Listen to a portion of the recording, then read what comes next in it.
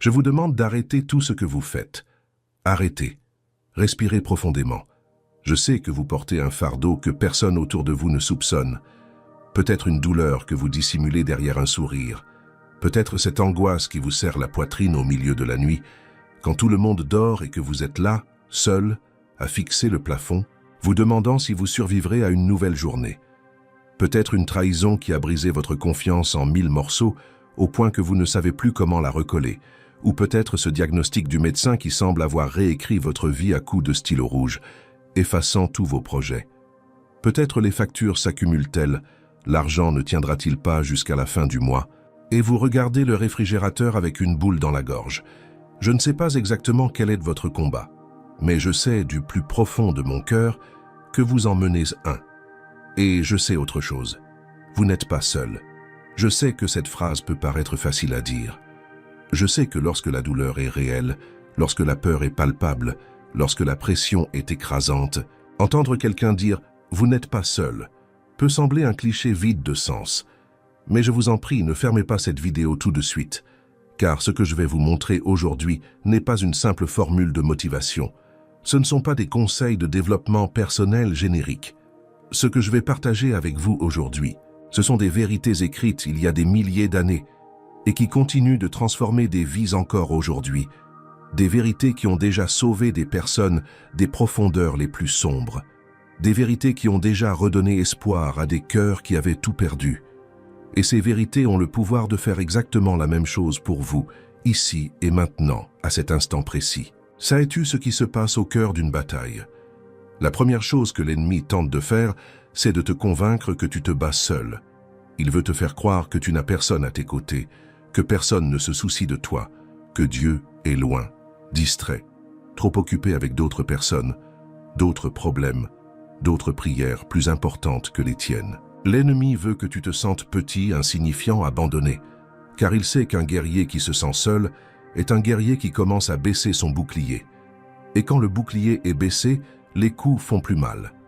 Mais je suis ici aujourd'hui pour vous dire quelque chose que personne ne vous a peut-être dit cette semaine, ce mois-ci, ni même cette année. Votre combat n'est pas seul. Il y a quelqu'un qui combat à vos côtés, infiniment plus puissant que tout ce qui se dresse contre vous. Il y a quelqu'un qui ne dort pas, qui ne sommeille pas, qui ne se laisse pas distraire, qui ne se lasse pas, qui ne vous abandonne pas. Et ce quelqu'un a un nom. Ce quelqu'un, c'est le Dieu vivant, le Créateur du ciel et de la terre, celui-là même qui a séparé la mer Rouge, qui a fait tomber les murs de Jéricho, qui a fermé la gueule des lions, qui a changé l'eau en vin, qui a ressuscité les morts. Ce Dieu, ce même Dieu vous regarde maintenant et vous dit « Mon fils, ma fille, je suis là, j'ai toujours été là, et je ne vous laisserai pas tomber. » Il vous faut comprendre une chose qui changera radicalement votre perception des difficultés. La victoire dans votre vie ne dépend pas du nombre. Elle ne dépend pas du nombre de personnes qui vous entourent. Elle ne dépend pas de la taille de votre armée, de votre force, de l'intelligence de votre stratégie, ni de l'argent sur votre compte en banque. La victoire dans votre vie dépend d'une seule chose, qui est avec vous. Et si Dieu est avec vous, mon frère, ma sœur, la défaite n'aura pas le dernier mot. Vous pourriez en avoir l'impression. Vous pourriez avoir l'impression que le dernier chapitre est déjà écrit et qu'il se termine mal. Mais la présence de Dieu change tout. Sa présence transforme le sens de ce qui semble être un échec total. Réfléchissez-y. Combien de fois dans la Bible, la situation semblait-elle désespérée? Combien de fois les serviteurs de Dieu n'ont-ils vu que destruction, impossibilité, défaite? Et combien de fois, à la dernière seconde, au moment où tout paraissait perdu, Dieu s'est-il manifesté avec une telle puissance que ce qui était source de larmes s'est transformé en motif de joie? Ce n'est pas arrivé une seule fois, ni deux, mais des dizaines, des centaines de fois à travers l'histoire biblique. Et savez-vous pourquoi? Parce que c'est ainsi que Dieu agit. Il attend le moment où la logique humaine nous dit « c'est fini », pour montrer qu'avec lui, rien ne s'achève tant qu'il ne l'a pas décidé. Lorsque les Israélites se retrouvèrent pris au piège entre la mer Rouge et l'armée égyptienne, la logique voulait que ce soit la fin. Il n'y avait aucune issue, aucune voie de sortie, aucun plan B. Le nombre, la géographie et la puissance militaire étaient contre eux. Tout, absolument tout, indiquait la défaite. Mais Dieu était avec eux. Et quand Dieu est avec quelqu'un, les mers s'ouvrent, les armées s'effondrent, et l'impossible devient le témoignage le plus puissant qui soit. Je veux que vous gravissez cette vérité dans votre cœur comme si elle était gravée dans la pierre. Peu importe le nombre de ceux qui s'opposent à vous, ce qui compte, c'est qui est avec vous. Si le monde entier est d'un côté et Dieu de l'autre, le camp de Dieu l'emportera. Il en a toujours été ainsi. Il en sera toujours ainsi. Et si vous êtes du côté de Dieu, vous êtes déjà du côté de la victoire. Même si, pour l'instant, vous ne voyez que la défaite. Je sais qu'il est difficile d'accepter cela quand la douleur est bien réelle. Je sais qu'il est difficile d'y croire quand on est malade, quand une relation est brisée, quand on est à découvert, quand son enfant est loin, quand on a perdu son emploi, quand la dépression pèse comme une montagne sur nos épaules. Mais c'est précisément dans les moments les plus difficiles que cette vérité devient la plus nécessaire. C'est précisément quand tout semble sombre que la lumière de Dieu brille le plus intensément. Non pas parce que les problèmes disparaissent comme par magie, mais parce que sa présence nous donne quelque chose qu'aucune circonstance ne peut nous enlever. La certitude que cela passera, la force de continuer et l'espoir que le meilleur est à venir. Il y a un verset dans la Bible si puissant, si transformateur, si révolutionnaire que je crois qu'à lui seul, il pourrait changer la vie de millions de personnes si elles le comprenaient vraiment. Ce verset se trouve dans l'Épître aux Romains, chapitre 8, verset 31. Il dit « Si Dieu est pour nous, qui sera contre nous ?» Relisez-le. Ne survolez pas ces mots comme s'il s'agissait d'une simple formule religieuse. Laissez-les pénétrer votre cœur. Si Dieu est pour nous, qui sera contre nous? Lorsque l'apôtre Paul écrivit ces mots, il n'était pas confortablement installé dans un bureau climatisé. Il n'était pas dans un climat de tranquillité et de paix.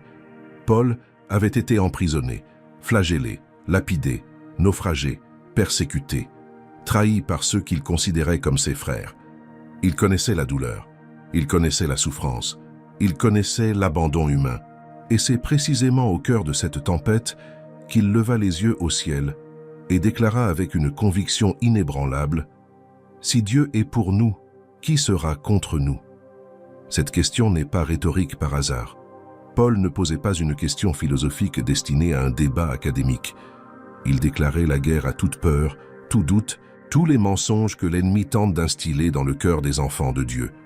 Il disait « Quoi qu'il arrive, ils peuvent me battre, m'emprisonner, me persécuter, tenter de me détruire. Mais tant que Dieu est avec moi, personne, absolument personne, ne l'emportera sur moi. » Et je tiens à ce que vous compreniez un point essentiel de ce verset. Il ne promet pas la disparition des problèmes. Il ne dit pas que si Dieu est avec nous, nous n'aurons aucun ennemi. Il ne dit pas que si Dieu est avec nous, il n'y aura aucune difficulté. Ce qu'il affirme est bien plus profond et bien plus puissant. Il affirme qu'aucun problème, aucun ennemi, aucune difficulté ne l'emportera. Y aura-t-il des luttes? Oui. Y aura-t-il de la souffrance? Oui. Y aura-t-il des moments difficiles? Oui. Mais rien de tout cela n'aura le dernier mot. Car le dernier mot appartient à Dieu. Et quand Dieu parle, tout se tait. Imaginez une forteresse. Imaginez-vous à l'intérieur d'une forteresse construite par Dieu lui-même. Dehors, des ennemis. Ils crient, ils menacent, ils tirent des flèches, ils tentent d'escalader les murs. De l'intérieur, en regardant par la fenêtre, la situation peut paraître effrayante. On peut avoir l'impression qu'à tout moment ils réussiront à entrer. Mais la vérité est que les murs de cette forteresse ont été construits par les mains du Créateur de l'univers.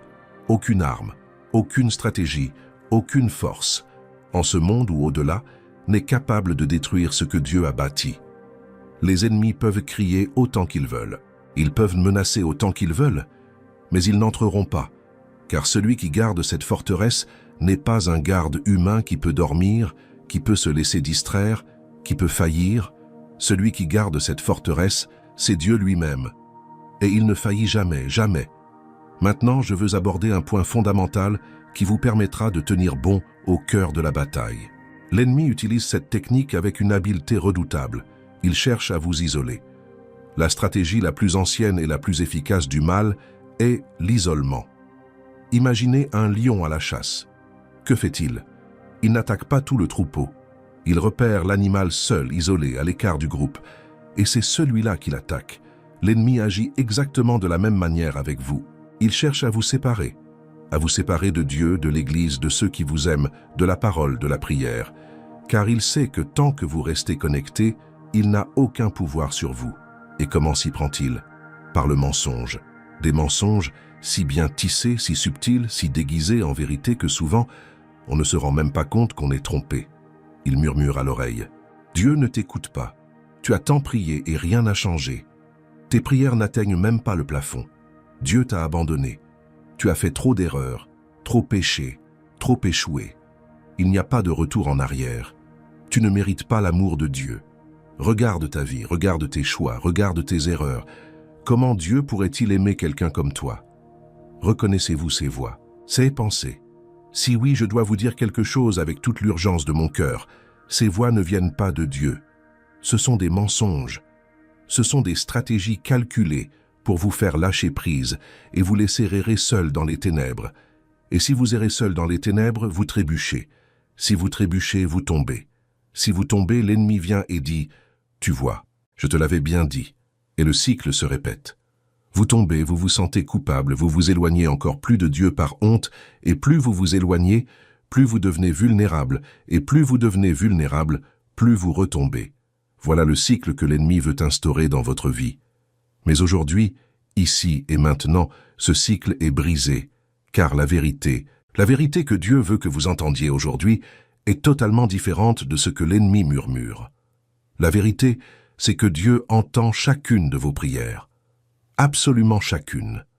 Même celles que vous avez à peine réussi à prononcer, car les larmes vous en empêchaient. Même celle qui s'est échappée comme un gémissement, un soupir, un cri silencieux du plus profond de votre âme.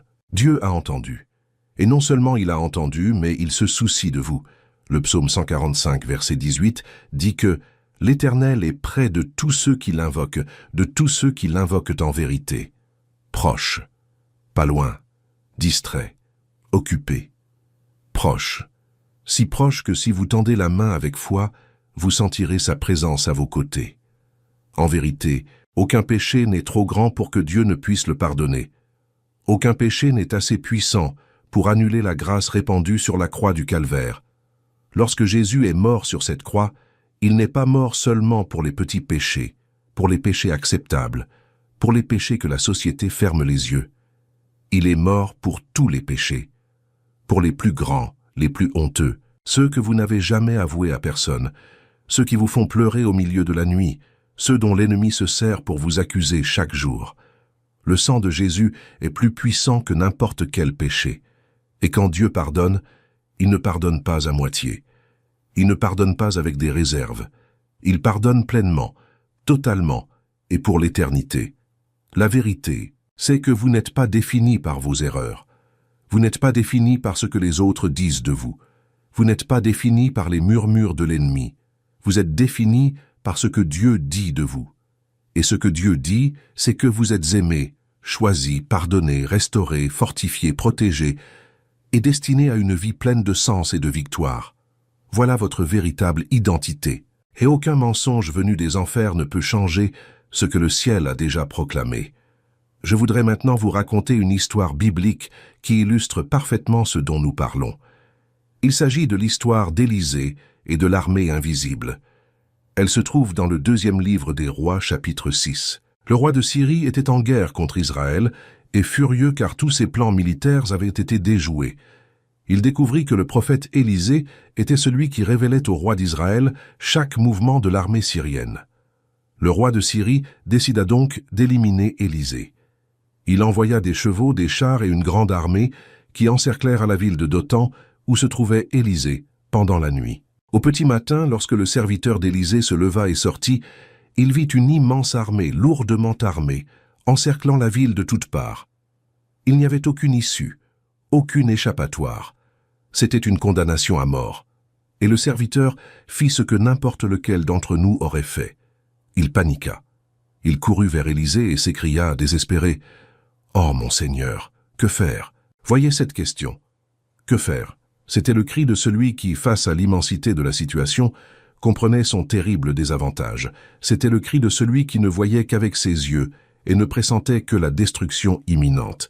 Et la réponse d'Élisée est l'une des plus extraordinaires de toute la Bible, qu'il regarda le serviteur avec un calme que seul un homme connaissant véritablement Dieu peut avoir et dit « N'aie pas peur, car ceux qui sont avec nous sont plus nombreux que ceux qui sont avec eux. » Le serviteur dut croire qu'Élisée avait perdu la raison. « Plus nombreux avec nous? Élisée, nous ne sommes que tous les deux ici. Il y a toute une armée dehors. Comment ceux qui sont avec nous pourraient-ils être plus nombreux ?» Alors Élisée prononça ce que je considère comme l'une des plus belles et des plus nécessaires prières qui soient. Il pria « Seigneur, je te prie d'ouvrir ses yeux afin qu'il voie. » Dieu exauça la prière d'Élisée, et lorsque les yeux du serviteur s'ouvrirent, il vit quelque chose qui changea tout. La colline était remplie de chevaux et de chars de feu qui l'entouraient. Une armée céleste, invisible aux yeux des hommes, mais absolument réelle, absolument puissante, absolument présente. Le serviteur ne l'avait jamais vue auparavant, mais cela ne signifiait pas que l'armée n'était pas là. La protection existait avant même que ses yeux ne s'ouvrent. L'aide était présente avant même d'être visible. La victoire était déjà certaine, avant même qu'il ne l'aperçoive. Voici le message que je souhaite vous transmettre aujourd'hui. Un message qui résonnera au plus profond de votre être. Une armée invisible vous entoure. Une protection s'étend sur votre vie, imperceptible à vos yeux. Un rempart de feu, une légion d'anges, une forteresse spirituelle. Dieu a bâti autour de vous. Et aucun ennemi, visible ou invisible, ne peut la vaincre. Vous ne voyez peut-être autour de vous que des problèmes, des difficultés, des ennemis. Mais si Dieu ouvrait vos yeux spirituels maintenant, vous verriez que sa protection est infiniment plus grande que toute menace. Le problème, c'est que nous avons tendance à ne mesurer la réalité qu'à l'aune de ce que nous pouvons voir, toucher et ressentir. Or, la réalité spirituelle est aussi réelle que la réalité physique. En fait, elle l'est davantage, car tandis que la réalité physique est éphémère, la réalité spirituelle est éternelle. Les montagnes que vous voyez disparaîtront un jour. Les problèmes auxquels vous êtes confrontés s'estomperont un jour. La douleur que vous ressentez cessera un jour. Mais l'amour de Dieu, sa protection, sa sollicitude, ceux-ci sont éternels. Ils ne s'éteignent jamais. Ils ne finissent jamais. Ils ne faillissent jamais. Alors, quand la peur vous submerge, quand l'anxiété étouffe votre foi, quand l'ennemi tente de vous convaincre que vous êtes seul et sans défense, souvenez-vous d'Élisée. Souvenez-vous de l'armée invisible. Souvenez-vous que vos yeux ne perçoivent pas toute la réalité. Et priez comme Élisée, « Seigneur, ouvre mes yeux afin que je voie. » Priez en demandant à Dieu de vous révéler la réalité spirituelle qui vous entoure. Priez en lui demandant de vous dévoiler la protection invisible. Et ayez confiance, même si vous ne le voyez pas, il est là. Car il est là. Il l'a toujours été. Et il le sera toujours. Je voudrais maintenant aborder un sujet qui nous plonge souvent dans la confusion, voire la colère envers Dieu. Les pertes, les défaites, les échecs. Ces moments où malgré tous vos efforts, vos prières, vos jeûnes et votre confiance, les choses ne se sont pas déroulées comme prévu. Le poste que vous n'avez pas obtenu, la relation qui a échoué, la guérison qui tarde à venir, le rêve qui semble s'être évanoui sous vos yeux. Ces moments sont terriblement douloureux, et la tentation dans ces moments-là est de douter de Dieu, de se demander « Où est Dieu? Pourquoi a-t-il permis cela? Se soucie-t-il vraiment de moi ?» Mais je souhaite vous présenter une perspective qui peut transformer radicalement votre perception de vos échecs. Cette perspective est la suivante. Dieu est capable de métamorphoser l'épreuve en un processus. Ce qui vous apparaît comme une défaite définitive pourrait bien être une étape cachée d'un plan bien plus vaste que vous ne pouvez l'imaginer. Ce qui vous semble être la fin pourrait en réalité être le début de quelque chose d'extraordinaire. Ce qui vous paraît être une porte close pourrait être la protection divine contre ce qui pourrait vous détruire, et le chemin qui vous apportera des bénédictions insoupçonnées. Pensez à l'histoire de Joseph. Joseph a été trahi par ses propres frères. Ceux qui auraient dû le protéger, l'aimer, prendre soin de lui, étaient les mêmes qui l'ont jeté dans un puits et vendu comme esclave. Imaginez sa douleur. Imaginez sa confusion. Imaginez Joseph, au fond du puits, levant les yeux et voyant les visages de ses frères, se demandant « Qu'ai-je fait de mal? Pourquoi cela m'arrive-t-il? Où est Dieu ?» Après le puits, ce fut l'esclavage en Égypte. Après l'esclavage, la fausse accusation. Après la fausse accusation, la prison. Des souffrances qui s'accumulaient, des coups durs, des injustices sans fin. Et pendant des années, non des décennies, des années, Joseph vécut ce qui semblait être une suite interminable d'échecs. S'il y avait quelqu'un qui avait des raisons de perdre espoir en Dieu, c'était bien lui. S'il y avait quelqu'un qui avait des raisons d'être amer, c'était bien lui. S'il y avait quelqu'un qui avait des raisons de dire « Dieu m'a abandonné », c'était bien lui. Mais voici ce qui change tout. Chacune de ces défaites était en réalité une étape cruciale. Chaque échec était une préparation, chaque souffrance un entraînement. Dieu n'était pas absent de l'histoire de Joseph. Il œuvrait en coulisses, déplaçant des pièces sur un échiquier invisible à Joseph, préparant quelque chose de si grand, de si extraordinaire, de si rédempteur, que lorsqu'il se produisit enfin, il sauva non seulement Joseph, mais aussi toute une nation de la famine. Joseph devint gouverneur d'Égypte, le deuxième homme le plus puissant du monde à cette époque. Et lorsque ses frères, ceux-là même qu'il avait jetés dans la fosse, vinrent le supplier de leur donner à manger, Joseph les regarda et prononça l'une des phrases les plus puissantes de toute la Bible. « Vous aviez l'intention de me faire du mal, mais Dieu l'a transformé en bien. Vous aviez ourdi le mal, vous vouliez me détruire, vous avez tenté de me tuer, mais Dieu. » Ces deux mots changent tout, mais Dieu. Ce que l'ennemi avait prévu pour me nuire, Dieu l'a transformé en bien. Ce qui semblait être une destruction était une construction. Ce qui semblait être la fin était un commencement. Ce qui semblait être une défaite était la préparation de la plus grande victoire de ma vie. Si Dieu l'a fait avec Joseph, il peut le faire avec vous. Cet emploi que vous avez perdu est peut-être un moyen pour Dieu de vous éloigner d'un environnement destructeur et de vous placer dans un lieu propice à votre épanouissement.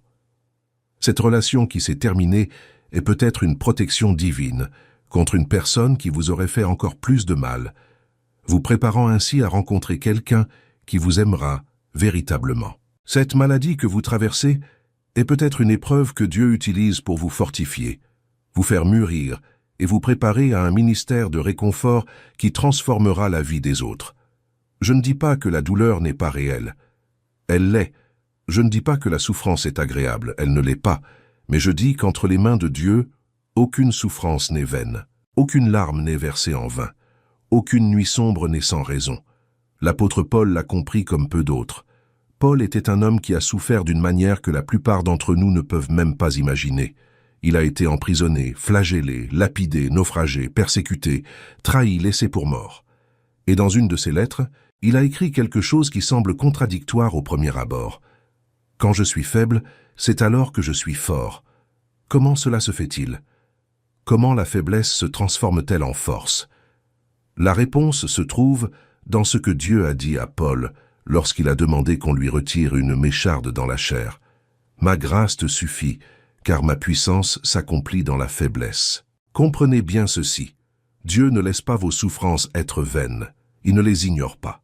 Il utilise chaque larme, chaque nuit blanche, chaque instant de désespoir comme matière première pour bâtir en vous quelque chose d'unique. La pression que subit le charbon est la même qui le transforme en diamant. Le feu qui semble détruire l'or est le même qui le purifie. Et les épreuves qui semblent vous abattre sont celles que Dieu utilise pour vous relever, vous rendant plus fort, plus sage, plus compatissant et mieux préparé à la mission qu'il a pour votre vie. Alors, si vous traversez une période douloureuse en ce moment, je veux vous demander, n'abandonnez pas, ne baissez pas les bras. Ne laissez pas l'ennemi vous convaincre que la souffrance est la fin de l'histoire. La souffrance est au milieu du chapitre, et l'auteur de cette histoire, qui est Dieu, a déjà écrit la fin, et la fin est belle. La fin, c'est la victoire. La fin, c'est la restauration.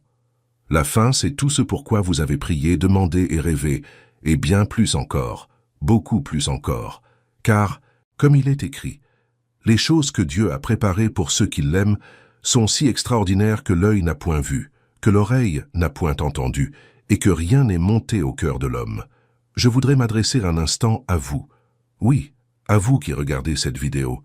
Si ce message vous touche, si ces mots résonnent en vous, si vous sentez que Dieu vous parle à travers cette vidéo, je vous demande une chose très simple. Cliquez sur « J'aime ». Je sais que cela peut paraître insignifiant, mais ce simple geste permet à davantage de personnes de découvrir ce message. Et si ce message est une bénédiction pour vous, imaginez combien d'autres vies il peut bénir. Chaque j'aime, chaque partage est une façon d'apporter de l'espoir à ceux qui en ont besoin. Si vous n'êtes pas encore abonné à cette chaîne, c'est le moment. Abonnez-vous, activez les notifications pour ne manquer aucun message que Dieu a pour vous. Nous cheminons ensemble dans la foi et chaque personne qui rejoint cette famille contribue à faire la différence. Et maintenant, je veux aborder un point crucial pour que vous restiez ferme. La guerre ne prend fin que lorsque Dieu a le dernier mot. Ce n'est pas le diagnostic médical qui marque la fin. Ce n'est pas la porte qui se ferme. Ce n'est pas l'opinion d'autrui. Ce ne sont ni les dires de la banque, ni ceux de l'avocat, ni les circonstances. La fin n'est la fin que lorsque Dieu le décrète. Et tant que Dieu ne l'a pas déclarée, elle n'est pas terminée. Tant que Dieu n'a pas mis un point final, l'histoire continue. Et si l'histoire continue, l'espoir demeure. L'espoir demeure.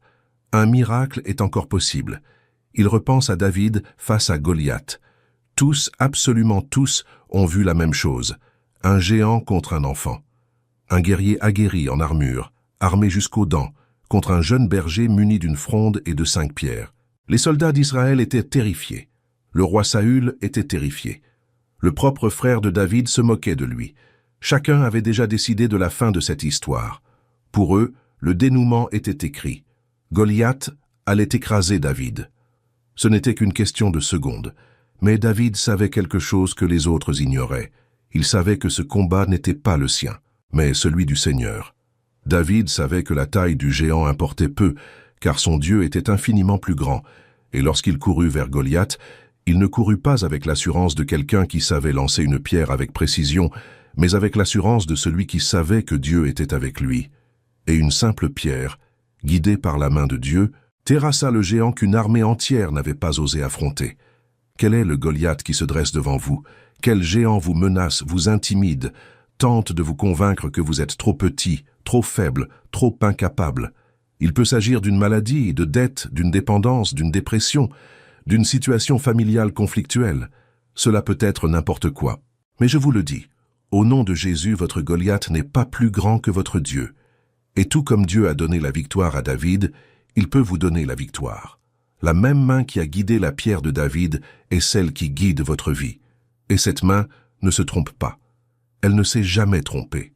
Elle ne se trompera jamais. Mais voici le point essentiel. David a dû courir vers le géant. Il n'est pas resté immobile à attendre que Goliath tombe de lui-même. Il ne s'est pas caché derrière les autres soldats. Il a affronté sa peur. Il a fait le premier pas. Il a couru. Et en courant, il a démontré une chose essentielle à la victoire dans toute bataille, une foi active. La foi n'est pas la passivité. La foi, ce n'est pas rester assis à attendre que les choses se produisent.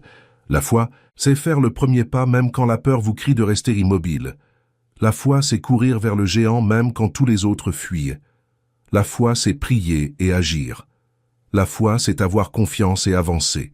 La foi, c'est croire et agir. Dieu peut restaurer ce qui semble irréparable. Il peut tourner la page d'une histoire qui paraît déjà terminée. Il peut ouvrir des portes verrouillées par 7 clés. Il peut guérir ce que la médecine disait incurable. Il peut réunir ce que le monde croyait irrémédiablement séparé. Il peut faire jaillir la vie dans le désert le plus aride et apporter l'espoir dans les moments les plus sombres. Car il est Dieu, le même hier, aujourd'hui et éternellement.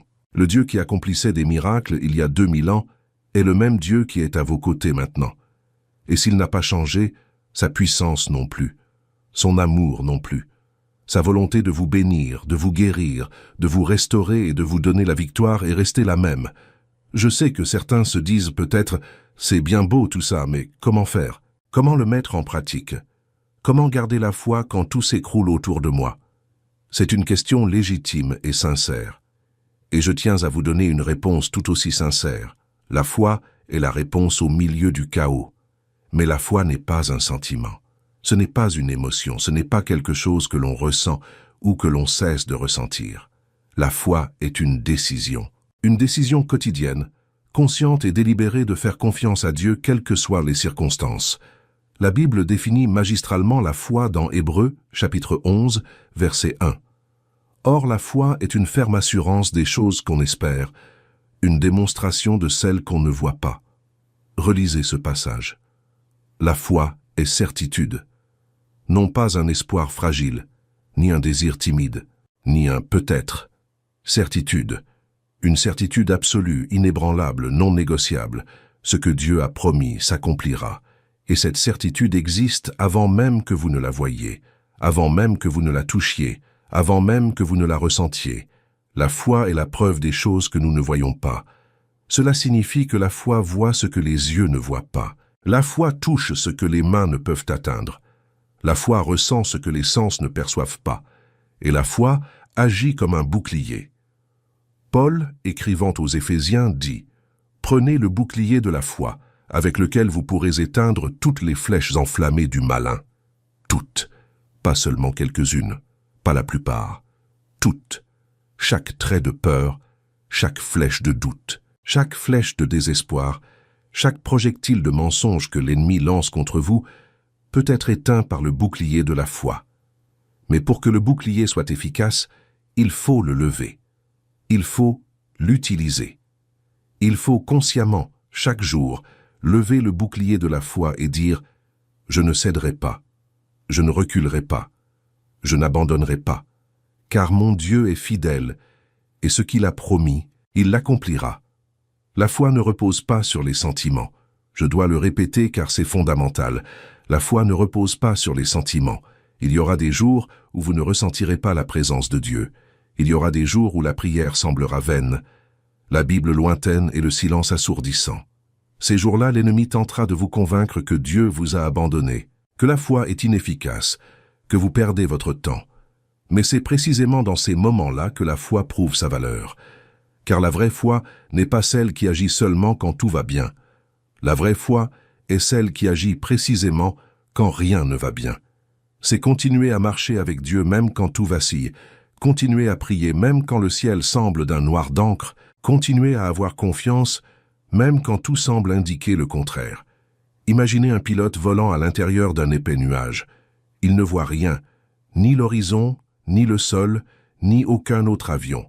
S'il ne se fie qu'à ses sens, à sa vue, à ses sensations, il risque d'être complètement désorienté et de mettre l'avion en danger. Mais s'il fait confiance aux instruments, conçus pour fonctionner même par visibilité nulle, il traverse le nuage en toute sécurité et atteint sa destination. La foi est son instrument de vol. Lorsque le brouillard de la souffrance enveloppe tout autour de vous, lorsque le nuage du doute obscurcit votre vision, ne vous fiez pas à vos sentiments. Faites confiance aux instruments. Faites confiance à la parole de Dieu. Faites confiance à ses promesses. Car les sentiments peuvent tromper, mais la parole de Dieu ne ment jamais. J'aimerais maintenant aborder l'un des sujets les plus délicats et les plus mal compris de la vie chrétienne. Le silence de Dieu. Ces moments où l'on prie sans obtenir de réponse. Ces instants où le ciel semble fermé, où Dieu paraît distant, où sa présence, autrefois si palpable, semble soudain avoir disparu. Pour beaucoup de chrétiens, ces périodes de silence sont les plus difficiles de leur cheminement de foi. Et je comprends. Je comprends, car je suis passé par là aussi. J'ai moi aussi fait l'expérience du silence de Dieu. Et je sais combien il est terrifiant. Mais je dois vous dire quelque chose qui a radicalement changé ma compréhension du silence de Dieu. Le silence de Dieu n'est pas un abandon. Je le répète avec toute la rigueur nécessaire. Le silence de Dieu n'est pas un abandon. Le silence de Dieu est une maturation. C'est le processus par lequel il fortifie votre foi, approfondit votre dépendance envers lui et vous prépare à la prochaine étape de ce qu'il a prévu pour votre vie. Imaginez une mère qui apprend à son enfant à marcher. Au début, elle lui tient les deux mains, puis une seule, puis elle lâche l'autre mais reste tout près, prête à le rattraper s'il tombe. Et l'enfant, lors de ses premiers pas sans la main de sa mère, peut avoir peur. Il peut regarder autour de lui et se sentir seul. Il peut même pleurer. Mais la mère est là. Elle n'est pas partie. Elle n'a pas abandonné son enfant. Elle a simplement lâché sa main un instant pour que l'enfant puisse apprendre à marcher. Et lorsque l'enfant fait ses premiers pas hésitants, la mère est là, souriante, fière, prête à l'applaudir et à le rattraper s'il tombe. Voilà comment Dieu agit avec vous. Dans les moments de silence, il n'est pas loin. Il est tout près, là, veillant sur chacun de vos pas, prêt à vous rattraper si vous tombez. Mais il permet le silence afin que votre foi grandisse, afin que vous appreniez à marcher non pas selon ce que vous voyez, mais selon ce que vous croyez, afin que votre confiance en lui deviennent si profondes, si enracinées, si inébranlables qu'aucune tempête, aucun silence, aucune circonstance ne puisse vous détourner de votre chemin. Voici une vérité que je vous demande de graver dans votre cœur. Dieu demeure fidèle même lorsque tout autour de vous s'effondre. Absolument tout. Les gens peuvent vous décevoir. Vos amis peuvent vous abandonner. Votre famille peut vous décevoir. Vous pouvez perdre votre emploi. Votre santé peut se détériorer. Votre argent peut disparaître. Tout autour de vous peut s'écrouler comme un château de cartes.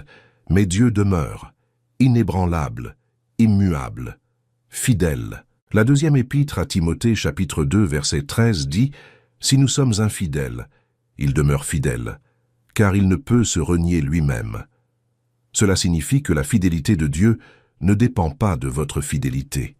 Elle ne dépend pas de vos actions. Elle ne dépend pas de votre niveau de bonne pratique chrétienne. La fidélité de Dieu dépend uniquement de qui il est, et il est fidèle. Point final. Il n'y a pas de condition. Il n'y a pas d'astérisque. Il n'y a pas de clause cachée. Dieu est fidèle parce que la fidélité fait partie de sa nature. Il ne pourrait cesser d'être fidèle sans cesser d'être Dieu. Et il ne cessera jamais d'être Dieu. Enfin, et surtout, j'aimerais aborder ce qui est votre arme la plus puissante contre la peur, la culpabilité et la défaite. Votre identité en Christ. Savoir qui vous êtes en Christ, c'est comme revêtir une armure impénétrable. Face à la peur, regardez-la et dites « Je ne suis pas un orphelin sans défense.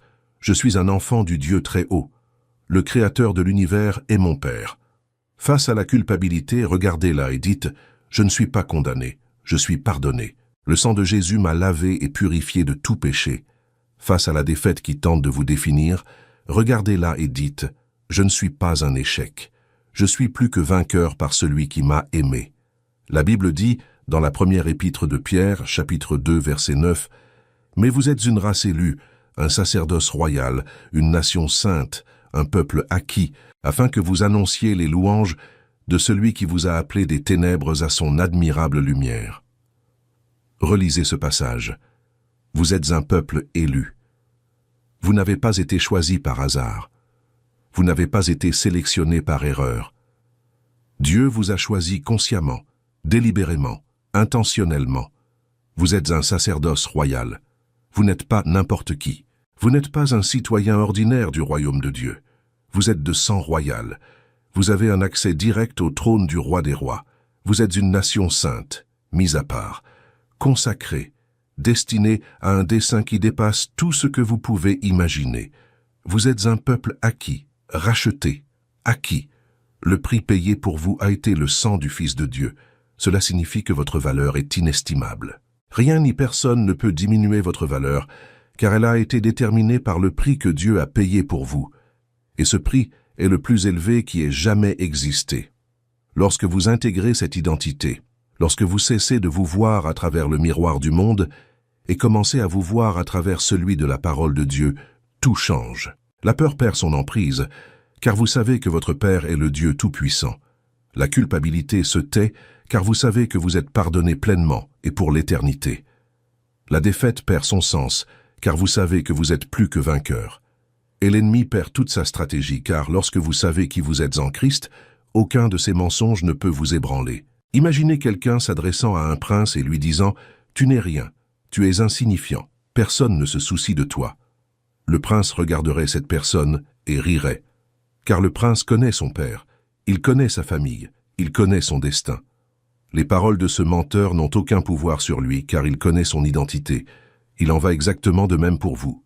Lorsque l'ennemi s'approche avec ses mensonges, ses accusations, ses tentatives pour vous rabaisser, vous pouvez le regarder et dire « Je sais qui je suis, je sais à qui j'appartiens, je suis un enfant du Dieu vivant, et rien de ce que vous direz ne pourra changer cela. » Mais pour que cette identité vous serve de défense, vous devez la connaître, vous devez la méditer, vous devez la proclamer. Chaque jour, chaque matin au réveil, avant même de regarder votre téléphone, de consulter les réseaux sociaux ou de lire les actualités, proclamez qui vous êtes en Christ. Dites à voix haute « Je suis aimé de Dieu, je suis choisi, je suis pardonné, je suis protégé, je suis fortifié, je suis plus que vainqueur. Aucune arme forgée contre moi ne prévaudra. Le Seigneur est ma lumière et mon salut. De qui aurais-je peur? Le Seigneur est le rempart de ma vie. De qui aurais-je crainte? Lorsque vous proclamez la parole de Dieu sur votre vie, vous accomplissez un acte puissant dans le domaine spirituel. Vous mettez vos paroles en accord avec la volonté divine. Vous activez les promesses qui vous ont été faites. Vous réduisez au silence la voix de l'ennemi et amplifiez la voix de Dieu dans votre vie. La Bible affirme que la langue a le pouvoir de vie et de mort. Alors, utilisez votre langue pour proclamer la vie, proclamer la bénédiction, proclamer la victoire, proclamer la restauration, proclamer que tout ce que Dieu a déjà promis vous appartient de droit, par héritage, par grâce. Je sais que le combat est bien réel. Je sais que la douleur est bien réelle. Je sais qu'il y a des jours où se lever du lit semble être la chose la plus difficile au monde. Je sais qu'il y a des nuits où l'oreiller est trempé de larmes. Je sais qu'il y a des moments où l'envie d'abandonner est presque insupportable. Mais je sais aussi, avec toute la certitude que me donne la parole de Dieu, que tu ne seras pas vaincu, que ton histoire ne s'arrête pas là, que le meilleur de Dieu pour ta vie est encore à venir, et qu'un jour plus proche que tu ne l'imagines, tu te retourneras et diras, comme Joseph, ce que l'ennemi avait prévu pour mon malheur, Dieu l'a transformé en bien.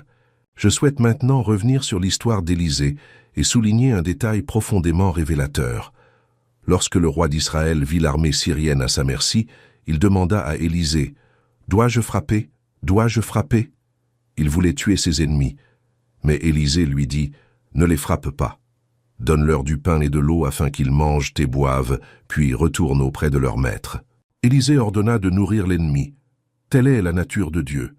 Même lorsqu'il vous accorde la victoire sur vos ennemis, il vous enseigne à réagir avec grâce, non avec vengeance, non avec amertume, non avec ressentiment, mais avec grâce, car la grâce est plus puissante que la vengeance. L'amour est plus fort que la haine, et le pardon est plus libérateur que le ressentiment. Pensez à Moïse. Moïse passa 40 ans au palais égyptien, bénéficiant de la meilleure éducation, du meilleur entraînement militaire et des connaissances les plus pointues de son temps. Il était prince. Tout lui était dû. Et puis, sur un coup de tête, il tua un Égyptien et dut fuir. Il s'enfuit dans le désert, au milieu de nulle part, de prince à berger, du palais au désert, du pouvoir à l'insignifiance. Imaginez ce que Moïse a ressenti. Pouvez-vous imaginer sa frustration, sa honte, son sentiment d'échec? Celui qui pensait libérer le peuple d'Israël à sa manière se retrouvait à faire paître des moutons dans le désert de Madian. Mais ce que Moïse ignorait, c'est que le désert était l'université de Dieu. Les 40 années qu'il y passa ne furent pas 40 années perdues, mais 40 années de préparation. Dieu lui apprenait à être un berger, non pas un berger de brebis, mais le berger d'un peuple entier. Dieu lui enseignait l'humilité, la patience et une totale dépendance envers lui. Tout ce que Moïse apprit dans le désert était essentiel pour ce que Dieu lui demanderait plus tard. Et lorsque, à 80 ans, Dieu lui apparut dans le buisson ardent et lui dit « Je t'enverrai en Égypte pour libérer mon peuple », Moïse était prêt. Non pas parfait, mais prêt. Prêt car le désert avait accompli son œuvre. La perte s'était muée en un processus. Et ce processus avait engendré le chef qui libérerait une nation entière. Pensez à Ruth. Ruth perdit son mari.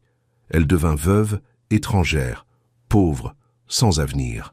Dans la société de l'époque, une veuve étrangère sans enfant était pratiquement invisible, sans valeur, sans avenir. À ce moment-là, on n'aurait vu que la perte, la douleur, la faim. Mais Ruth fit un choix qui changea tout. Elle choisit de rester avec Naomi. Elle choisit de persévérer. Elle choisit de ne pas abandonner. Ce choix la mena à Bethléem. Là, elle rencontra Boaz. Avec lui, elle fonda une famille. De cette famille naquit Obed, puis Jessé et enfin David. De la lignée de David naquit Jésus. La veuve sans avenir devint l'arrière-grand-mère du plus grand roi d'Israël et une descendante du Sauveur du monde. La perte se transforma en une destinée éternelle. Pensez à Anne. Anne était stérile. Dans la culture israélite, la stérilité était considérée comme une honte. Anne était moquée, raillée et humiliée par l'autre femme d'Elkana. Année après année, la douleur se répétait. La honte s'accumulait.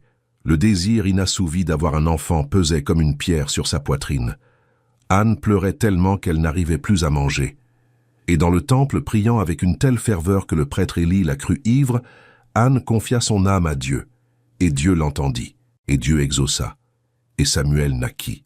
Le garçon qui devint l'un des plus grands prophètes de l'histoire d'Israël, le prophète qui oignit des rois, le prophète qui changea le destin d'une nation. La douleur de la stérilité d'Anne était le terreau du dessein de Dieu. L'attente douloureuse était la préparation d'un miracle dont l'écho résonnerait à travers les générations. Ces exemples ne sont pas de simples anecdotes, ce sont des schémas qui révèlent comment Dieu agit. Dieu prend la souffrance et la transforme en raison d'être. Il prend la perte et la transforme en gain. Il prend le désert et le transforme en source. Il prend les cendres et les transforme en beauté. Il prend le deuil et le transforme en joie. Voilà notre Dieu. Et s'il l'a fait avec Moïse, avec Ruth, avec Anne, avec Joseph, avec David, avec Paul, il peut le faire avec vous. La question qui demeure n'est pas « Dieu peut-il transformer ma situation ?» Bien sûr qu'il le peut. La question qui demeure est « Vais-je le lui permettre ? Vais-je faire confiance au processus même lorsqu'il est douloureux ? Vais-je persévérer même lorsque tout en moi me pousse à abandonner ? Car Dieu ne vous force pas. Il vous invite, il vous appelle, il vous attire par son amour. Mais la décision de persévérer vous appartient. Et je vous encourage, de tout mon cœur, persévérez. N'abandonnez pas.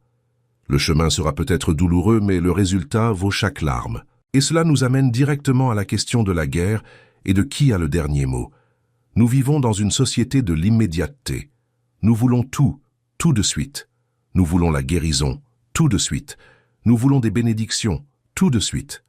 Nous voulons des réponses, tout de suite. Et quand Dieu n'agit pas selon notre calendrier, nous sommes frustrés, impatients et découragés. Mais Dieu n'agit pas selon notre calendrier. Il agit selon le sien. Et son timing est toujours parfait, toujours, sans exception. Lorsque Lazare mourut, Marie et Marthe firent appeler Jésus. Mais Jésus tarda. Il tarda tellement que, lorsqu'il arriva, Lazare était déjà mort depuis 4 jours. 4 jours. Son corps était déjà en décomposition. L'espoir avait déjà été enterré avec lui. Et Marthe, avec toute sa sincérité et toute sa douleur, dit à Jésus, « Seigneur, si tu avais été là, mon frère ne serait pas mort. » C'était un mélange de foi et de frustration, de confiance et de questionnement. « Je sais que tu aurais pu empêcher cela. Pourquoi ne l'as-tu pas fait? Pourquoi as-tu tardé ?» Et la réponse de Jésus est éternelle. « Je suis la résurrection et la vie. Celui qui croit en moi, même s'il meurt, vivra. » Jésus n'a pas dit « je peux ressusciter ».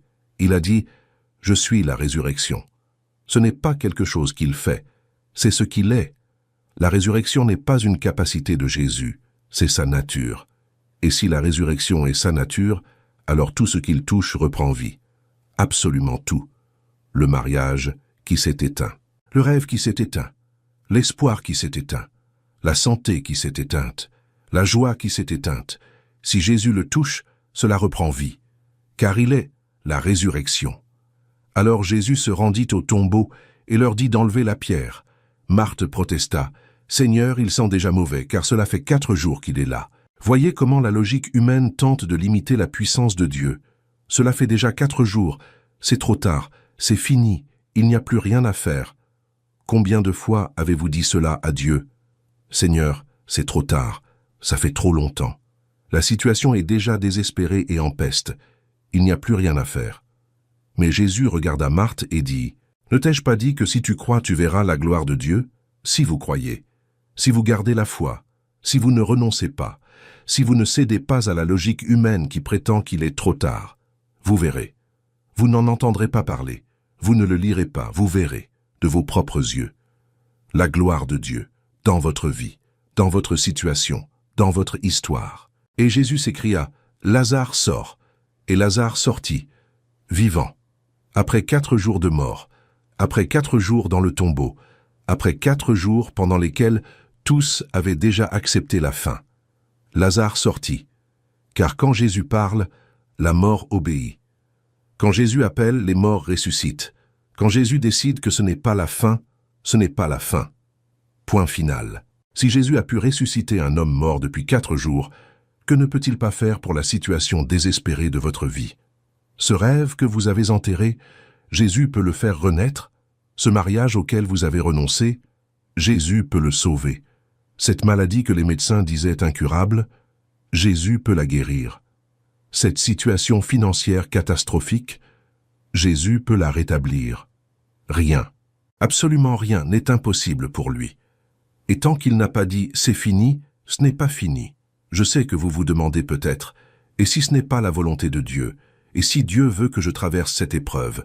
C'est une question légitime et importante. La réponse est « oui, parfois Dieu nous permet de traverser des épreuves difficiles. Parfois, la réponse à la prière n'est pas une guérison miraculeuse, mais la grâce de persévérer. Parfois, la porte ne s'ouvre pas, mais Dieu nous montre une fenêtre dont nous ignorions même l'existence. La volonté de Dieu n'est pas toujours la disparition du problème. Parfois, c'est sa présence au cœur même de l'épreuve, et cette présence est plus que suffisante. Paul demanda par 3 fois que l'écharde dans sa chair lui soit enlevée, et Dieu répondit « Ma grâce te suffit ». La grâce n'enleva pas l'écharde, elle donna à Paul la force de vivre avec, et Paul l'accepta, non avec une amère résignation, mais avec une compréhension spirituelle. Il comprit que l'écharde maintenait sa dépendance envers Dieu. Cette faiblesse le gardait humble. Cette limite était, en réalité, une bénédiction déguisée. Et il déclara « C'est pourquoi je me glorifierai bien plus volontiers de mes faiblesses, afin que la puissance du Christ repose sur moi. » Quel changement de perspective, de « Seigneur, épargne-moi cela » à « Je me réjouis de mes faiblesses ». Voilà la maturité que le silence de Dieu engendre. Voilà la profondeur que ce cheminement développe. Voilà la force qui naît de l'abandon. Quand on cesse de lutter contre Dieu et qu'on commence à se reposer en lui, tout change. Quand on cesse d'exiger que Dieu agisse selon notre volonté et qu'on commence à avoir confiance qu'il sait ce qui est le mieux, une paix surnaturelle inonde notre âme. Une paix qui ne dépend pas des circonstances. Une paix qui demeure au cœur de la tempête. Une paix que le monde ne peut ni donner ni enlever. Approfondissons la question de la foi comme réponse face au chaos, car je tiens à être absolument clair. La foi n'est pas une réaction émotionnelle, mais une décision. Et il existe des aspects pratiques de la foi que je souhaite explorer avec vous. La foi se manifeste dans la prière. Non pas une prière belle et éloquente, pleine de jargon théologique, mais une prière sincère, brute. La prière du « Seigneur, je n'en peux plus ». La prière du « Seigneur, je ne comprends pas, mais j'ai confiance ». La prière du « Père, aide-moi, car je ne sais plus quoi faire ». Dieu n'est pas impressionné par l'éloquence, mais par la sincérité. Le Saint-Esprit intercède même pour nous lorsque nous ne savons pas quoi demander. Romains 8, 26 dit « De même aussi l'Esprit nous aide dans notre faiblesse, parce que nous ne savons pas prier, mais l'Esprit lui-même intercède pour nous par des soupirs inexprimables. » Même lorsque vous ne savez pas quoi demander, l'Esprit de Dieu prie pour vous. Même lorsque vos mots vous manquent, le ciel ne reste pas silencieux. La prière de l'Esprit pour vous est parfaite, continue et incessante. La foi se manifeste dans la parole. Lire la Bible n'est pas qu'une simple habitude religieuse, c'est une nourriture spirituelle, un véritable ressourcement pour l'âme. En lisant la parole de Dieu, vous vous imprégnez de vérité, et la vérité combat le mensonge. La vérité affaiblit la peur. La vérité fortifie l'espérance. Lorsque Jésus fut tenté par le diable dans le désert, il ne répondit pas par des opinions, mais par la parole. Il est écrit. À chaque attaque du diable, Jésus répondait « Il est écrit ». La parole de Dieu est l'épée de l'esprit, l'arme offensive de l'armure du chrétien. Et elle est efficace. Elle tranche, elle pénètre, elle libère. La parole de Dieu est vivante et efficace, plus tranchante qu'une épée à 2 tranchants. La foi se manifeste dans la communauté. Dieu ne nous a pas créés pour vivre notre foi seul. Il nous a placés dans un corps, l'Église. Non pas un bâtiment, mais une communauté de personnes qui s'aiment, se soutiennent, s'encouragent et se fortifient mutuellement. La Bible dit « N'abandonnons pas notre assemblée ». Et elle dit « Car là où 2 ou 3 sont réunis en mon nom, je suis au milieu d'eux. » La communauté est puissante, l'unité est force, le corps est protection. Quand tu es faible, quelqu'un peut te soutenir. Quand quelqu'un tombe, tu peux lui tendre la main. Personne ne devrait affronter seul les épreuves de la vie. Et si tu t'es isolé, je t'invite à revenir. Reviens à la communauté. Reviens au corps. reviens à ce lieu où l'on priera avec toi, où l'on pleurera avec toi, où l'on luttera avec toi, et où l'on se réjouira avec toi. La foi se manifeste par l'adoration, et c'est l'une des expressions de foi les plus puissantes qui soient. Adorer Dieu au cœur de la tempête est un acte de combat spirituel. Quand tout s'écroule et que vous levez les mains en disant « Dieu, je t'adore », quelque chose se produit dans le ciel. Les chaînes se brisent, les portes s'ouvrent, les ennemis fuient. Souvenez-vous de Paul et Silas, ils étaient emprisonnés, blessés, les pieds entravés. Minuit, l'heure la plus sombre. Et qu'ont-ils fait? Ils ont prié et chanté des louanges à Dieu, et les autres prisonniers les ont écoutés. Et soudain, un tremblement de terre. Les portes se sont ouvertes, les chaînes se sont desserrées. L'adoration dans les ténèbres a provoqué un tremblement de terre de libération. Si vous êtes emprisonné, commencez à adorer. Si vous êtes enchaîné, commencez à chanter. L'adoration au milieu de la douleur est le son qui fait tomber les chaînes. La foi se manifeste aussi par la gratitude. Et je sais que cela peut sembler presque impossible dans les moments de grande souffrance. Comment rendre grâce quand tout va mal? Mais la Bible dit « Rendez grâce en toutes circonstances, car telle est la volonté de Dieu en Jésus-Christ à votre égard, en toutes choses, pas seulement dans les bonnes choses, en toutes choses. » La gratitude est un acte de foi, car elle consiste à regarder la situation difficile et à dire « Je ne comprends pas, je n'aime pas cela. Mais je sais que Dieu est aux commandes. Et s'il est aux commandes, j'ai raison d'être reconnaissant. Non pas pour la douleur, mais pour sa présence dans la douleur. Non pas pour la tempête, mais pour le batelier qui est avec moi dans la barque. La gratitude change votre perspective. Lorsque vous commencez à lister les choses pour lesquelles vous pouvez être reconnaissant, même dans les pires situations, quelque chose se produit en vous. L'obscurité s'estompe. Le poids s'allège. Non pas parce que les problèmes ont disparu, mais parce que votre regard s'est déplacé. Au lieu de ne voir que ce qui vous manque, vous commencez à voir ce que vous possédez encore. Et lorsque vous voyez ce que vous avez, vous réalisez que Dieu ne vous a jamais complètement abandonné. Il y a toujours eu pourvoir à vos besoins. Il y a toujours eu attention. Il y a toujours eu grâce, parfois à petite dose, parfois presque imperceptiblement. Mais il y en a toujours eu. Je souhaite maintenant revenir sur le silence de Dieu et approfondir cette question, car elle est essentielle au cheminement de foi de chaque chrétien. Chacun, à un moment ou un autre, fera l'expérience du silence de Dieu, et la manière dont on y réagit déterminera la suite des événements. L'évangile de Jean contient une histoire fascinante qui illustre parfaitement cela. Il s'agit de l'histoire de Marie et Marthe lorsque Lazare tomba malade. Elles envoyèrent dire à Jésus « Seigneur, celui que tu aimes est malade ». Remarquez le message. Elles n'ont pas dit « Notre frère est malade », mais « Celui que tu aimes ». C'était un appel à l'amour de Jésus. « Tu l'aimes, viens donc vite ». Et quelle fut la réaction de Jésus en recevant le message? Il resta 2 jours de plus à l'endroit où il se trouvait. 2 jours, sans bouger, sans répondre, sans agir. Du point de vue de Marie et Marthe, Jésus ignora le message. Jésus ne répondit pas à leur prière. Jésus garda le silence alors qu'elles avaient le plus besoin de lui. Mais la Bible révèle un élément crucial que Marie et Marthe ignoraient à ce moment-là. Jésus aimait Marthe, sa sœur, et Lazare. Et c'est précisément parce qu'il les aimait qu'il a tardé. Non pas malgré cet amour, mais grâce à lui. Ce délai n'était pas de l'indifférence. C'était l'amour à l'œuvre, à un niveau qu'elle ne pouvait comprendre. Jésus savait que Lazare allait mourir. Et il savait qu'il le ressusciterait. Et il savait que la résurrection serait un témoignage bien plus puissant qu'une simple guérison. Ce délai faisait partie du plan. Ce silence était une étape nécessaire. Cette absence apparente était, en réalité, sa présence à l'œuvre en coulisses. Et c'est exactement la même chose pour vous. Quand Dieu semble silencieux, ce n'est pas parce qu'il n'a pas entendu. Ce n'est pas parce qu'il est indifférent. Ce n'est pas parce qu'il vous a abandonné. C'est parce qu'il œuvre à quelque chose de plus grand que ce que vous pouvez percevoir. Quelque chose qui requiert du temps, un temps que votre impatience ne comprend pas. Quelque chose qui aboutira à un témoignage si puissant qu'il transformera non seulement votre vie, mais aussi celle de tous ceux qui vous entourent. Le silence de Dieu est aussi une période de maturation de la foi. C'est dans le silence que la foi superficielle se mue en foi profonde. C'est dans le silence que la foi acquise par oui-dire devient foi vécue. C'est dans le silence que l'on découvre si l'on a véritablement confiance en Dieu ou si l'on se fie simplement à ses bienfaits. Car il y a une différence immense entre aimer Dieu et aimer ce qu'il donne. Nombreux sont ceux qui aiment Dieu lorsque les bénédictions affluent.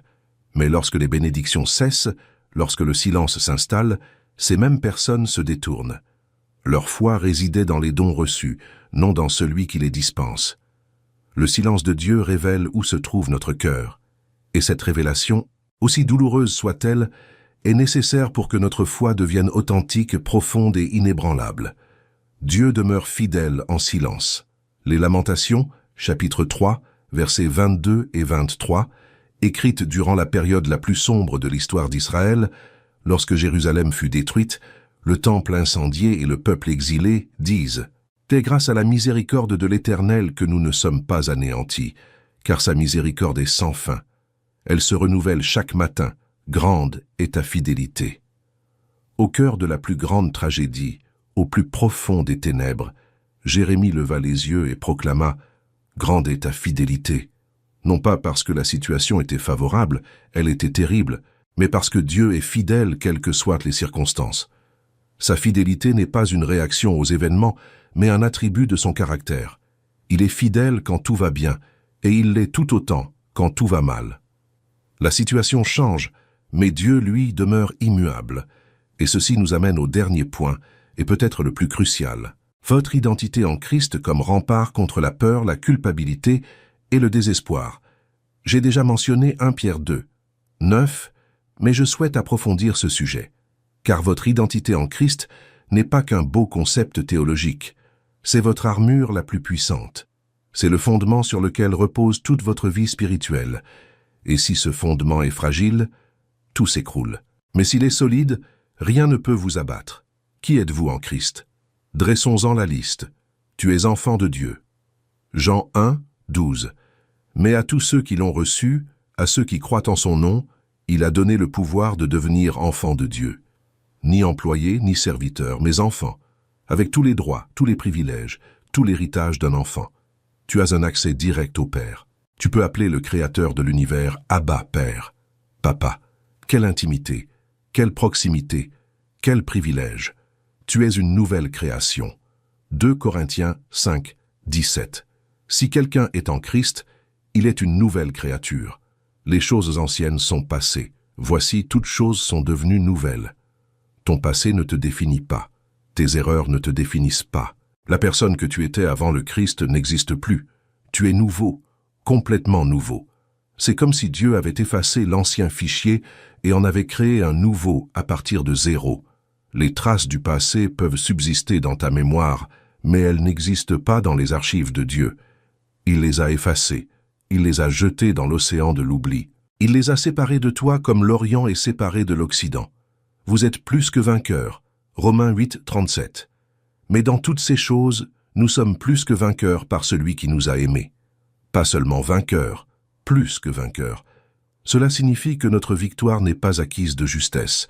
Ce n'est pas une victoire étriquée, à la dernière seconde, d'un seul point. C'est une victoire éclatante, une victoire qui fait trembler l'ennemi, une victoire qui dépasse toutes les espérances. Vous êtes le temple du Saint-Esprit. 1 Corinthiens 6, 19. Ignorez-vous que votre corps est le temple du Saint-Esprit? L'Esprit de Dieu habite en vous. Pensez-y. Le même Esprit qui a ressuscité Jésus d'entre les morts demeure en vous. Romains 8, 11. La puissance de la résurrection est en vous. Elle n'est pas extérieure, ni lointaine, ni inaccessible. Elle est en vous, disponible, réelle. Et si l'Esprit qui a ressuscité Jésus vit en vous, qui peut vous vaincre? Tu es le chef-d'œuvre de Dieu. Éphésiens 2, 10. Car nous sommes son ouvrage, ayant été créés en Jésus-Christ pour de bonnes œuvres que Dieu a préparées d'avance afin que nous les pratiquions. Le mot grec original pour ouvrage est poema, dont dérive le mot poème. Tu es le poème de Dieu, son œuvre d'art, la création artistique du Créateur. Tu n'es pas le fruit du hasard, tu n'es pas une erreur, tu n'es pas une ébauche, tu es un chef-d'œuvre, conçu avec intention, créé avec amour, façonné avec sagesse. Lorsque vous connaissez et embrassez cette identité, une transformation profonde s'opère. La peur perd son fondement. Comment un enfant du Dieu très haut, un temple du Saint-Esprit, plus que vainqueur, pourrait-il avoir peur? Non pas que la peur disparaisse comme par magie, mais elle perd son emprise sur vous. Elle peut frapper à la porte, mais elle ne peut plus entrer et s'installer dans le salon de votre vie. Vous pouvez reconnaître la peur, mais sans vous y soumettre. Vous pouvez la ressentir, mais sans être dominé par elle. Car votre identité est plus forte que votre peur. La culpabilité perd son pouvoir. Comment une nouvelle créature, purifiée par le sang de Jésus, pleinement et éternellement pardonnée, pourrait-elle encore porter la culpabilité? La culpabilité que l'ennemi tente de vous imputer est sans fondement légal devant Dieu. Le sang de Jésus a payé la dette. Le prix a été payé. L'accusation a été annulée. Colossiens 2, 14-15 dit que Jésus a annulé l'acte écrit avec ses ordonnances qui nous condamnaient et qui nous étaient contraires. Il l'a ôté en le clouant à la croix. Il a dépouillé les principautés et les pouvoirs et les a publiquement livrés en spectacle, en triomphant d'eux par la croix. Votre dette a été clouée à la croix, payée, réglée. L'ennemi n'a plus rien à vous reprocher. Et s'il essaie, vous pouvez le regarder et dire « La dette est payée, l'affaire est close, je suis libre ». La défaite perd son sens. Car comment celui qui est plus que vainqueur pourrait-il être défini par la défaite? Les défaites que vous subissez ne sont que passagères. Elles sont des chapitres intermédiaires, non la fin du livre. Et l'auteur a déjà écrit la fin. Et à la fin, vous triomphez. À la fin, la restauration est complète. À la fin, tout prend son sens. À la fin, les larmes d'aujourd'hui deviennent le témoignage de demain. Je veux que tu fasses quelque chose maintenant. Ferme les yeux un instant, juste un instant. Et je veux que tu prennes une grande inspiration. Inspire, expire.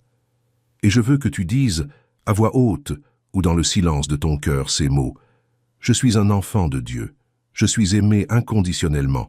Je suis entièrement pardonné. Je suis puissamment protégé. Je suis plus que vainqueur. Aucune arme forgée contre moi ne prévaudra. Le Seigneur est mon berger. Je ne manquerai de rien. Même si je traverse la vallée de l'ombre de la mort, je ne craindrai aucun mal, car Dieu est avec moi. Si Dieu est pour moi, qui sera contre moi? Ressentez le poids de ces mots. Sentez leur vérité pénétrer chaque fibre de votre être. Ressentez la paix qui naît de la certitude de ne pas être seul. Que le Dieu de l'univers est à vos côtés, que les combats que vous menez ont déjà une issue scellée, et cette issue, c'est la victoire. Avant de poursuivre, je tiens à insister sur un point. Je veux vous rappeler que chaque personne qui regarde cette vidéo traverse une épreuve. Chaque visionnage représente un cœur en quête d'espoir. Chaque clic est un appel silencieux à l'aide. Et lorsque vous aimez cette vidéo, lorsque vous vous abonnez, lorsque vous la partagez, vous ne soutenez pas seulement une chaîne. Vous contribuez à faire parvenir ce message à quelqu'un qui en a désespérément besoin. Peut-être cet ami qui souffre de dépression. Peut-être ce membre de votre famille qui a perdu la foi. Peut-être cet inconnu qui songe à abandonner.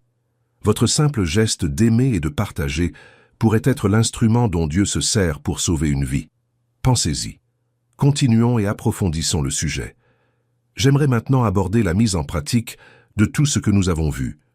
Car la théorie sans pratique est comme une graine jamais semée. Belle à regarder, mais stérile. La première application pratique est la suivante. Commencez chaque journée en proclamant la parole de Dieu sur votre vie. Avant toute chose, avant le café, avant votre téléphone, avant le travail. Les premiers mots de votre journée devraient être des paroles de vérité. Déclarez, « Voici le jour que l'Éternel a fait, qu'il soit pour moi un sujet de joie et d'allégresse. » Déclarez, « L'Éternel est ma force et mon bouclier, mon cœur se confie en lui et il me secourt. » Déclarez, « Je puis tout par celui qui me fortifie. » Ces déclarations ne sont pas des formules magiques, ce sont des vérités qui réalignent votre esprit sur la réalité de Dieu. Et lorsque votre esprit est aligné sur Dieu, les circonstances perdent leur pouvoir de vous contrôler. La deuxième application pratique consiste à identifier les mensonges auxquels vous avez cru et à les remplacer par des vérités. Prenez une feuille de papier et un stylo. D'un côté, écrivez les mensonges que l'ennemi vous a murmurés. « Je ne suis pas assez bon. Dieu m'a abandonné. Ça ne s'améliorera jamais. Je suis un raté. Et de l'autre côté, écrivez la vérité correspondante venant de Dieu. Je suis son œuvre, créée pour les bonnes œuvres. Dieu ne me quittera jamais et ne m'abandonnera jamais. Le Seigneur fait toutes choses nouvelles. Je suis plus que vainqueur par le Christ. Et chaque fois qu'un mensonge vous vient à l'esprit, remplacez-le consciemment et délibérément par la vérité. C'est ainsi que l'on renouvelle son esprit, comme Paul l'enseigne dans Romains 12. La troisième application pratique est la suivante. Priez précisément. Ne priez pas de façon vague, priez en détail. Seigneur, j'ai besoin de paix pour affronter cette situation au travail. Père, j'ai besoin de sagesse pour gérer ce conflit familial. Dieu, j'ai besoin de guérison pour cette douleur physique. Jésus, j'ai besoin de soutien pour payer cette facture. La prière précise témoigne d'une foi précise, et Dieu répond aux prières précises de manière précise. Quatrième application pratique. Entourez-vous de personnes qui fortifient votre foi. La Bible dit « Ne vous y trompez pas, les mauvaises compagnies corrompent les bonnes mœurs. » Si vous êtes entouré de personnes pessimistes, incrédules et négatives, votre foi sera constamment mise à l'épreuve. Mais si vous êtes entouré de personnes de foi, de prière et de la parole, votre foi sera constamment fortifiée. Choisissez avec soin les personnes que vous laissez entrer dans votre vie, car elles influenceront vos décisions, vos croyances et votre avenir. Cinquième application pratique. En temps de crise, retournez aux autels. Dans la Bible, les autels étaient des lieux de rencontre avec Dieu, des lieux où Dieu se manifestait, où des promesses étaient de fait, où des miracles se produisaient, et lorsque les temps devenaient difficiles, les patriarches retournaient aux autels. Ils retournaient aux lieux où ils avaient rencontré Dieu. Pour nous, les autels peuvent être des souvenirs, des moments où Dieu a agi dans nos vies, des prières exaucées, des délivrances vécues. Lorsque le doute s'installe, retournez à l'autel. Souvenez-vous de ce que Dieu a déjà fait. Et s'il l'a fait une fois, il peut le refaire. La sixième application pratique consiste à pratiquer la gratitude au quotidien. Chaque soir, avant de vous endormir, notez 3 choses pour lesquelles vous êtes reconnaissant. Il peut s'agir de choses simples. L'air que vous respirez, la nourriture que vous mangez, le toit au-dessus de votre tête, votre santé, le sourire d'un être cher. La gratitude recentre l'attention. Elle détourne votre regard de ce qui vous manque pour le porter sur ce que vous possédez déjà. Et lorsque vous prenez conscience de ce que vous avez, vous réalisez que Dieu a toujours veillé sur vous, même lorsque cela ne semblait pas être le cas. La 7e application pratique est la suivante. N'ayez pas peur de demander de l'aide professionnelle. Foi et science ne sont pas incompatibles. Si vous souffrez de dépression, d'anxiété, de crise de panique ou de tout autre trouble de santé mentale, consulter un professionnel de la santé n'est pas un manque de foi, mais un acte de sagesse. Dieu se sert des médecins, des psychologues et des thérapeutes comme instruments de guérison. De même que vous ne refuseriez pas un médecin pour une fracture, ne refusez pas l'aide professionnelle pour un esprit qui a besoin de soins. Foi en Dieu et traitement approprié sont indissociables. J'aimerais maintenant aborder un point essentiel qui relie tous nos échanges, la fidélité de Dieu. Car, en fin de compte, tout en dépend. Si Dieu est fidèle, alors toutes ses promesses s'accompliront. Si Dieu est fidèle, alors son silence n'est que passager. Si Dieu est fidèle, alors les combats prennent fin. Si Dieu est fidèle, alors la victoire est assurée. Et je souhaite vous montrer à travers les Écritures que la fidélité de Dieu est le fondement le plus solide sur lequel vous puissiez bâtir votre vie. Deutéronome 7, 9. Sache donc que l'Éternel, ton Dieu, est Dieu, un Dieu fidèle qui garde son alliance et sa miséricorde jusqu'à la 1000e génération envers ceux qui l'aiment et qui gardent ses commandements. 5000 générations. Voilà une fidélité qui transcende le temps, une fidélité qui va au-delà de ta vie, au-delà de tes enfants, au-delà de tes petits-enfants, au-delà de tout ce que tu peux imaginer. Dieu est fidèle de génération en génération. 1 Thessaloniciens 5, 24. Celui qui vous appelle est fidèle et il le fera. Il le fera. Sans hésitation, sans condition, il le fera. La fidélité de Dieu est une garantie, non une possibilité, non une probabilité, une certitude, aussi certaine que le lever du soleil demain, plus certaine encore, car le soleil se couchera un jour, mais la fidélité de Dieu, elle, demeure. Hébreux 10, 23. Gardons fermement l'espérance que nous professons, car celui qui a fait la promesse est fidèle. Sans hésiter, sans crainte, sans doute, sans hésiter. Car notre espérance ne repose pas sur les circonstances, les probabilités, le hasard. Elle repose sur le caractère de Dieu, et le caractère de Dieu est une fidélité absolue. Je pourrais passer des heures à énumérer des versets sur la fidélité de Dieu. Mais plus important encore, c'est de vivre cette réalité. Et vivre cette réalité signifie qu'à partir d'aujourd'hui, vous pouvez affronter n'importe quelle situation avec une confiance intérieure, puisée au plus profond de votre être, sachant que le Dieu qui est avec vous est fidèle. Il achèvera l'œuvre qu'il a commencée en vous. Philippiens 1, 6. J'ai cette conviction profonde. Celui qui a commencé en vous cette bonne œuvre la poursuivra jusqu'à son achèvement au jour de Jésus-Christ. Il l'a commencé et il la terminera. Il n'abandonne jamais un projet en cours de route. Il ne renonce jamais. Il va jusqu'au bout, toujours. Alors, si votre vie ressemble en ce moment à un chantier, un véritable chaos, avec son lot de poussière, de bruit et de confusion, gardez espoir. C'est parce que Dieu est à l'œuvre. Ce désordre est temporaire. La construction a un but. Et lorsqu'il aura terminé, l'œuvre sera si belle, si parfaite, si extraordinaire que toutes les difficultés rencontrées auront été justifiées. Chaque larme, chaque nuit de souffrance, chaque instant de doute prendront tout leur sens lorsque vous contemplerez le résultat final. Et vous vous retournerez sur votre passé et vous pleurerez, non pas de tristesse mais de gratitude, d'émerveillement, de joie, car vous comprendrez que Dieu était à l'œuvre depuis toujours, même quand vous ne le voyiez pas, même quand vous ne le sentiez pas, même quand vous pensiez qu'il vous avait oublié. Il était là, il construisait, il restaurait, il préparait, pour vous. Je voudrais maintenant m'adresser à vous qui êtes sur le point d'abandonner, vous qui êtes arrivés jusqu'ici dans cette vidéo mais qui, intérieurement, êtes au bord du précipice. Vous qui avez déjà pensé à jeter l'éponge, vous qui vous êtes déjà demandé si cela vaut la peine de continuer. Je veux vous regarder dans les yeux, à travers cet écran, et vous dire du plus profond de mon âme, cela en vaut la peine.